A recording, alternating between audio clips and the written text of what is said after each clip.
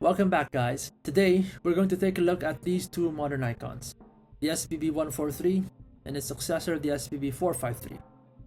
Now, I did make a reaction video when Seiko announced that the 143 would be replaced, and I was eager to see this one in person. Just in luck, my local Seiko AD had one, and I deliberately wore my 143 in order to compare it. So here it is now. It's not the best angle, but bear with me.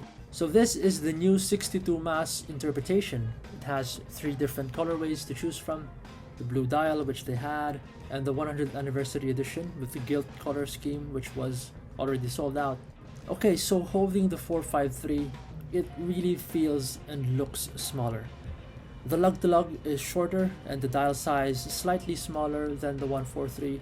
The way it sits on the wrist is impeccable, and it feels more compact.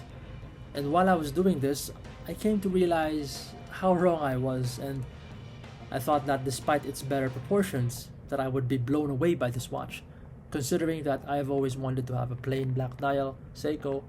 Don't get me wrong, it looks stunning, this SPB453, but in my mind, I expected a much bigger leap from the 143.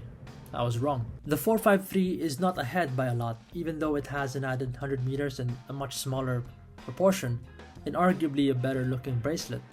We will get to that in a minute. I just kept on looking at my SPB143 and that anthracite dial. There's just something about it that makes the watch look less boring. It is also a given that the original 6217 had a grey finish dial. The 453's date window looks well hidden but seems like an afterthought, same as the 317. The end link looks better, much shorter and even all throughout. The clasp is another story. Personally, I'm not a fan of it. It reminds me of some old Seiko 5 diver style clasp. It does make the 143 clasp look better, that's for sure. As you can see, the watch is cling wrapped all the way, so I couldn't rotate the bezel. Speaking of the bezel insert isn't brushed, and I think it looks okay, similar to the Seiko Sumo aluminum insert. I know some of you liked the brushed bezel insert of the SPB143, makes it look more premium. This watch has the new 6R55 movement with the 72-hour power reserve, which they proudly present on the dial. And I can't judge the movement since I don't have a watch with the 6R55, but if you do have one, please let us know in the comments down below. So what is my conclusion here?